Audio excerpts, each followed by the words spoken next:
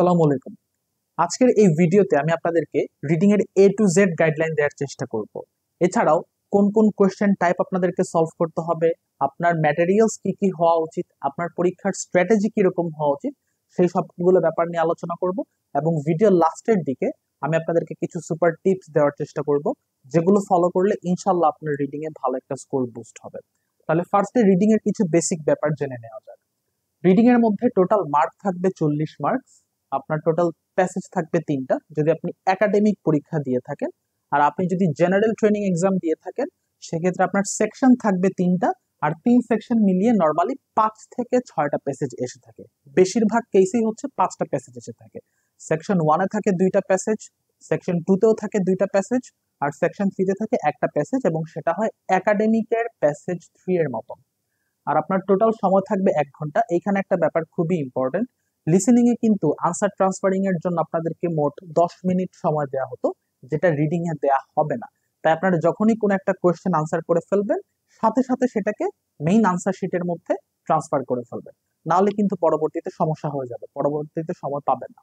এখন হচ্ছে reading a কি কি কোয়েশ্চেন আছে সেগুলো নিয়ে আমরা আলোচনা করব। লিসেনিং এর মতো কিন্তু রিডিং এ কোয়েশ্চেন অনেক কম না, রিডিং এ কিন্তু অনেক ধরনের কোয়েশ্চেন আছে, এবং আপনারা অনেকে প্রপার ভাবে জানেন না যে কোন কোন কোয়েশ্চেন গুলো এসে থাকে, যার জন্য আপনাদের প্রস্তুতিটাও সেরকম ভাবে ভালো হয় না। আমার পিছনে হচ্ছে আমি সবগুলো কোয়েশ্চেন লিখে রাখছি, রিডিং এ যত প্রকারের কোয়েশ্চেন আসতে পারে সবগুলো কোয়েশ্চেন লেখা আছে। আমি একটু সরে যাচ্ছি, আমি আপনাদেরকে রেকমেন্ড করবো আপনারা একটা স্ক্রিনশট নিয়ে নেন, এটা কিন্তু আপনাদের সবার জন্য অনেক বেশি কাজে লাগবে। তো আমি একটু সরে গেলাম।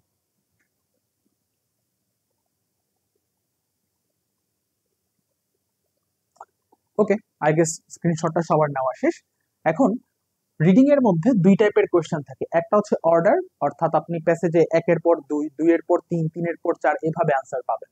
আর কিছু প্রশ্ন হচ্ছে নন অর্ডার, অর্থাৎ এগুলো কিন্তু কোনো প্রকার সিরিয়াল মেইনটেইন করে না। সো অর্ডারড কোয়েশ্চেনের মধ্যে ট্রু ফলস নট গিভেন থাকতে পারে, ইয়েস নো নট গিভেন থাকতে পারে। এই ইয়েস নো নট গিভেন আর ট্রু ফলস নট গিভেন কিন্তু সিমিলার টাইপের স্ট্র্যাটেজি, তফাৎ হচ্ছে একটাই, true false not given passage 1 এ এসে থাকে, yes no not given passage 3 তে এসে থাকে। তারপর গ্যাপ ফিলিং থাকতে পারে, গ্যাপ ফিলিং হচ্ছে প্যাসেজ 1 এ থাকবেই কনফার্ম, এমসিকিউ এটা নরমালি প্যাসেজ 3 তে এসে থাকে। শর্ট অ্যান্সার কোশ্চেন্স এই টাইপের যে প্রশ্নটা সেটা মোটামুটি একটু অবসলিট হয়ে গেছে। এই শর্ট অ্যান্সার কোয়েশ্চেন বর্তমানে একদম দেখা যায় না বলতে গেলেই চলে। হয়তোবা প্রত্যেক বছরে 1 থেকে 2টা পরীক্ষাতে শর্ট অ্যান্সার কোয়েশ্চেন এসে থাকে, ক্যামব্রিজ করে থাকে। তারপর হচ্ছে ম্যাচিং সেন্টেন্স এন্ডিং এবং সামারি। সামারি দুই ভাবে আসতে পারে, একটা হচ্ছে উইথ ক্লু আর একটা হলো উইদাউট ক্লু। তারপর নন অর্ডার কোয়েশ্চেনের মধ্যে সবচেয়ে পপুলার হচ্ছে লিস্ট অফ হেডিং। আপনারা অনেকে এই লিস্ট অফ হেডিং নিয়ে ঝামেলা করেন, অনেকে হচ্ছে প্রপার স্ট্র্যাটেজি মেইনটেইন করতে পারেন না বলে এই টাইপের কোয়েশ্চেন গুলোতে ভুল করে ফেলেন। আরেকটা কথা, আপনারা যদি এইখান থেকে কোনো টপিকের বা কোনো কোয়েশ্চেন টাইপের যদি আলাদা করে ভিডিও চান আমাদের কমেন্ট বক্সে কিন্তু অফকোর্স বলে দেবেন। আপনাদের জন্য আমরা চেষ্টা করব যে সবগুলো নিয়ে যেন ভিডিও বানানো যায়। তারপরে হচ্ছে আপনাদের প্রায়োরিটি অনুযায়ী আমরা ভিডিওগুলো বানানোর ট্রাই করব। তো আপনাদের যার যেই টপিকের ভিডিওটা দরকার কাইন্ডলি একটু কমেন্ট করে দিবেন। তারপর আসতে পারে ম্যাচিং প্যারাগ্রাফ ইনফরমেশন, এই দুইটা কোয়েশ্চেন টাইপ অলমোস্ট সিমিলার। তারপর ম্যাচিং নেমস আসতে পারে এবং সামারি আসতে পারে, এগেইন সামারি উইথ ক্লু আসতে পারে, উইদাউট ক্লু আসতে পারে। আপনারা খেয়াল করলে দেখবেন যে সামারি কিন্তু আমি অর্ডার অংশেও লিখে রাখছি, নন অর্ডার অংশেও লিখে রাখছি, হুইচ মিনস যে সামারি আপনার অর্ডার্ড ভাবেও হতে পারে, নন অর্ডার্ড ভাবেও হতে পারে। এখন আমি আপনাদের সাথে স্টেপ বাই স্টেপ আলোচনা করব কিভাবে আপনি আপনার রিডিং মডিউলটার প্রিপারেশন নেবেন। সো স্টেপ 1 এর মধ্যে আপনারা জাস্ট 3টা বই ব্যবহার করবেন, ক্যামব্রিজ 11, 12 এবং 13।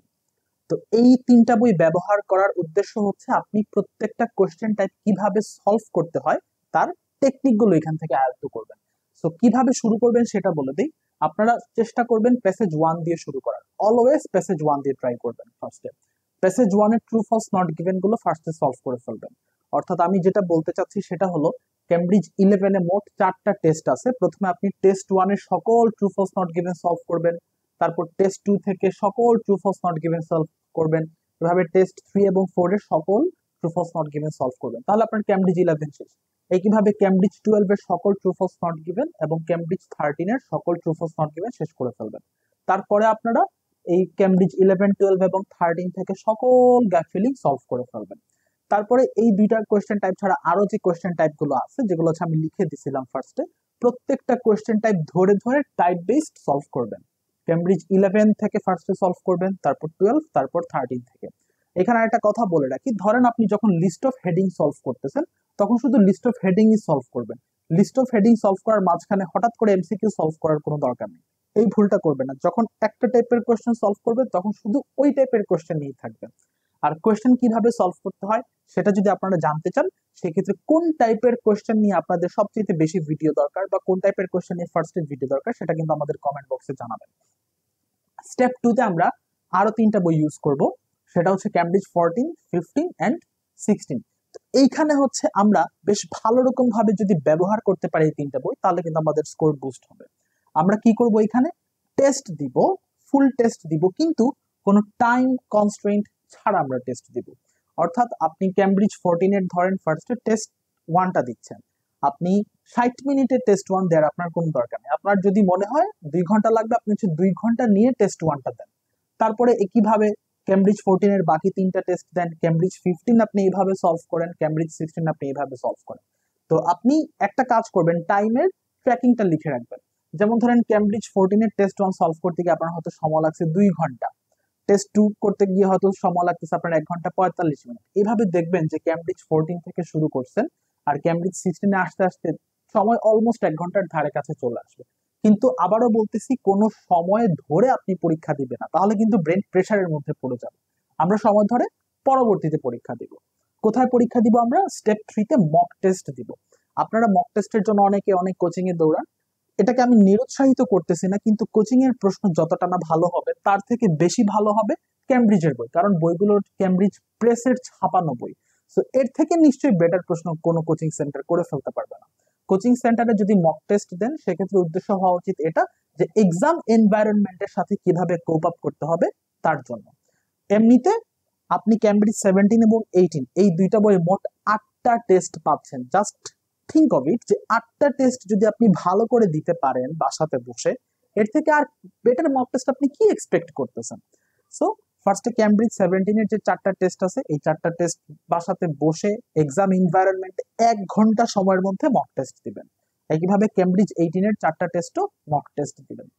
তারপরে আপনাদের যাদের হচ্ছে আর একটু ভালো স্কোর দরকার, ব্যান্ড 8.5 অথবা 9, তাদের জন্য আমি রেকমেন্ড করব প্র্যাকটিস টেস্ট প্লাস সিরিজের এই 3টা বই আছে।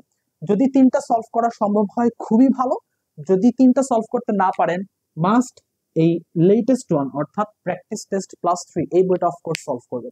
বাকি 2টা সলভ না করলেও সমস্যা নেই, বাট 3 মাস্ট সলভ করতে হবে। এতে করে দেখবেন যে আপনার স্কোরটা বুস্ট হতে বাধ্য। তারপর হচ্ছে কয়েকটা টিপস আমি আপনাদের সাথে শেয়ার করবো এই মোমেন্টে। এই টিপস গুলো যদি আপনারা প্রপার ভাবে ফলো করেন, তাহলে আপনাদের রিডিং মডিউলটাতে স্কোর বুস্ট হবে। আর যদি এই টিপস গুলো ফলো না করেন, তাহলে আপনি যতই টেস্টের পর টেস্ট দিতে থাকেন না কেন, আপনার কখনোই ইমপ্রুভমেন্ট হবে না। তো ফার্স্টে হচ্ছে never try to understand everything. আপনারা যখন রিডিং এর একটা প্যাসেজ পড়েন, আপনারা যদি কোনো আননোন ভোকাবুলারি পান, যদি একটু কঠিন সেন্টেন্স স্ট্রাকচার পান, তাহলে হচ্ছে আপনাদের প্যানিক হয়ে যায়, হ্যাঁ আমি তো এই জিনিসটা পারতেছি না, তাহলে তো মনে হয় আমি রিডিং প্যাসেজ সলভ করতে পারবো না। বাট না, প্যানিক করা যাবে না। আমরা যারা আইএলটিএস পড়াই, আমরাও ভাই সকল প্রশ্নের অর্থ, সকল ভোকাবুলারির অর্থ আমরা নিজেরাও জানি না। তো আমরা কি করি? আমরা তো সবকিছু বুঝার চেষ্টাই করি না। সিমিলার ভাবে আপনি সবকিছু বুঝার চেষ্টা করতে চাইবেনই না। আপনি হচ্ছে যেটা বুঝতেছেন সেটা ভালো, যেটা বুঝতেছেন না সেটাও ভালো, জাস্ট পড়তে থাকেন। সবকিছু বুঝার কোনো দরকার নাই, সবকিছু বুঝে আপনি জীবনে আইএলটিএস এ ভালো ব্যান্ড উঠাইতে পারবেন না। তারপরে হচ্ছে অ্যান্সার প্রেডিকশন। ধরেন আপনি একটা গ্যাপ ফিলিং সলভ করতেছেন, আপনি ফার্স্ট এখানে একটু প্রেডিকশন করার চেষ্টা করবেন যে আমি যে গ্যাপ ফিলিংটার আনসার করব, এই গ্যাপের মধ্যে কি নাউন বসবে, নাকি অ্যাডজেক্টিভ বসবে, নাকি ভার্ব, নাকি অ্যাডভার্ব, কি বসতে পারে এখানে। তো আপনি যদি আনসারটা একটু প্রেডিক্ট করার চেষ্টা করেন, সেই ক্ষেত্রে প্যাসেজ পড়তে গিয়ে আপনি যখন আনসারটা মিলাবেন, তখন আপনার জন্য ব্যাপারটা সহজ হয়ে যাবে। তারপর হচ্ছে কারেক্ট ইউর মিস্টেকস। আপনি যত টেস্ট দেন, দুনিয়ার যত বই পড়েন, আপনার জীবনেও ইমপ্রুভমেন্ট হবে না যদি না আপনি এই স্টেপটা ফলো না করেন। আপনার মিস্টেকটা আপনাকে প্রপার ভাবে কারেকশন করতেই হবে। মিস্টেক তাহলে কিভাবে কারেকশন করবেন? বেস্ট স্ট্র্যাটেজিটা আপনাকে বলে দিই। জাস্ট 2টা কথা মাথাতে রাখবেন। ফার্স্টে ধরেন একটা গ্যাপ ফিলিং এর অ্যান্সার হচ্ছে অরেঞ্জ, আপনি বসাইছেন অ্যাপল, ঠিক আছে? সো আপনি ফার্স্টে চেষ্টা করবেন এটা বোঝার যে অ্যান্সারটা অরেঞ্জ কেন। ওকে, অ্যান্সারটা অরেঞ্জ কেন হয়েছে, কেন অরেঞ্জ হয়েছে অ্যান্সারটা, এটা ফার্স্টে মিলাবেন। সেকেন্ড হচ্ছে আপনি তো অ্যাপল লিখছিলেন, ভুলে ভুলে অ্যাপল লিখে ফেলছেন, তারপরে আপনি অ্যানালাইজ করবেন আপনি কি চিন্তা করে অ্যাপল লিখছিলেন। সো সহজ ভাষাতে যদি বলি তাহলে বলবো কেন আপনার সঠিক আনসারটা সঠিক হবে, কেন আপনার ভুল আনসারটা ভুল হলো, সেটা প্রপার ভাবে অ্যানালাইজ করতে হবে। অর্থাৎ আপনি আপনার মিস্টেকটা যদি প্রপার ভাবে কারেকশন করতে পারেন তাহলে দেখবেন যে আপনার এই টাইপের কোশ্চেনের মধ্যে আর ভুল হচ্ছে না। আর আপনি যদি মিস্টেকটা প্রপার ভাবে কারেকশন না করেন তাহলে যে ভুলটা আজকে করতেছেন সেম ভুল 2 সপ্তাহ পরে করবেন, পরীক্ষার দিনে তো অবশ্যই করবেন। তাই এই স্টেপটা সবচেয়ে বেশি গুরুত্বপূর্ণ, যে আপনার যে মিস্টেকটা হবে সাথে সাথে কারেকশন করে ফেলতে হবে। স্টেপ 1-এ যখন আপনি মিস্টেক করবেন সাথে সাথে কারেকশন করবেন, স্টেপ 2-র মিস্টেক সাথে সাথে কারেকশন, যখন যেখানে যে মিস্টেক সেটা সাথে সাথে কারেকশন করে ফেলতে হবে, তাহলে আর সেম ভুল রিপিট হবে না, তখনই দেখবেন আপনার ব্যান্ড স্কোরটা বাড়া শুরু হয়েছে। তারপরে হচ্ছে read at least 30 minutes a day. প্রত্যেকদিন 30টা মিনিট আপনাকে ব্যয় করতে হবে কোনো না কোনো কিছু পড়ার জন্য। আপনি কি পড়তে পারেন, যদি কোনো ম্যাটেরিয়ালস আপনার হাতে না থাকে আপনি ক্যামব্রিজের সিম্পলি জাস্ট প্যাসেজের রিডিং পড়তে থাকেন। আপনি যদি একাডেমিক ক্যান্ডিডেট হন তাও হচ্ছে আপনি প্যাসেজের রিডিং পড়তে পারেন, আপনি যদি জিটি ক্যান্ডিডেট হন সেক্ষেত্রেও পড়তে পারেন। এছাড়া আপনি হচ্ছে নিউজ পেপার পড়তে পারেন, যে কোনো গল্পের বই পড়তে পারেন, ফিকশন নন ফিকশন যে কোনো কিছু পড়তে পারেন, আর্টিকেল পড়তে পারেন, জার্নাল পড়তে পারেন, অনেক জিনিস আছে আসলে পড়ার মতো। তো যাই পড়েন না কেন কিছু না কিছু একটা পড়তেই হবে, না হলে হচ্ছে আপনার ইমপ্রুভমেন্ট হবে না। তারপরে হচ্ছে এই কাজটা আপনারা অনেকে করেন না, হ্যাঁ অনেক ভোকাবুলারি আমরা হয়তো জানি না, কিন্তু যেগুলো জানি না সেগুলোর সাথে সাথে হচ্ছে আমরা নোট ডাউন করে ফেলবো। আপনি হয়তো একটা প্যাসেজ পড়ছেন, যখন ফার্স্টে পড়তেছেন তখন হয়তো একটা প্যাসেজ থেকে 20টা আননোন ভোকাবুলারি বের হয়েছে, আপনার কাজ হচ্ছে ওই 20টা আননোন ভোকাবুলারি আলাদা কোনো একটা নোট খাতার মধ্যে নোট ডাউন করে ফেলা। এভাবে আপনার through out your IELTS journey যখন যেখানে যেই আননোন ভোকাবুলারিটা পাবেন সেটার সাথে সাথে নোট ডাউন করবেন, মুখস্থ করবেন এবং রেগুলার বেসিসে সেটা রিভাইজ করার চেষ্টা করবেন। তাহলে আননোন ভোকাবুলারি যখন চর্চার মধ্যে থাকবে সেটা কিন্তু আর একটা সময় আননোন মনে হবে না। সো আমি আপনাদেরকে আজকে এই ফুল ভিডিওটার মধ্যে বোঝানোর চেষ্টা করেছি যে কিভাবে আপনি আইএলটিএস এর রিডিং মডিউলটার যাত্রা শুরু করবেন, কোন কোন টাইপের কোয়েশ্চেন আসতে পারে, কি কিভাবে হচ্ছে কোন কোন স্টেপের মাধ্যমে আপনি রিডিং মডিউলটা পড়া শুরু করবেন, কোন কোন টিপস হচ্ছে আপনি ইনকর্পোরেট করবেন আপনার রিডিং প্রিপারেশনের মধ্যে। সো আই গেস এই ভিডিওটা আপনাদের ভালো লাগছে। সো অফকোর্স লাইক এবং শেয়ার করতে ভুলবেন না। আর আপনি যদি আমাদের চ্যানেলে নতুন হয়ে থাকেন আমাদের চ্যানেলটা সাবস্ক্রাইব করে রাখবেন। এছাড়াও আমাদের একটা অ্যাক্টিভ ফেসবুক গ্রুপ আছে, আমি হচ্ছে গ্রুপটার লিংক ডেসক্রিপশনের মধ্যে ইনশাল্লাহ দিয়ে দিব, আপনারা গ্রুপের মধ্যে জয়েন করে দিবেন। আর রিডিং মডিউল নিয়ে আপনার যে ফ্রেন্ড, যে গার্লফ্রেন্ড যেই হচ্ছে মানে ঝামেলার মধ্যে আছে তাদের কাছে হচ্ছে এই ভিডিওটা অফকোর্স পৌঁছায় দিবেন, ইনশাল্লাহ আপনার উপকার হবে এবং তাদের উপকার হবে। আর আপনারা নেক্সটে কোন ভিডিওটা চাচ্ছেন সেটা অফকোর্স আমাদের কমেন্ট বক্সের মধ্যে কমেন্ট করবেন, আমরা চেষ্টা করব আপনাদের প্রয়োজন অনুযায়ী ভিডিও বানানোর। সো নেক্সট ভিডিওতে দেখা হচ্ছে, আল্লাহ হাফেজ।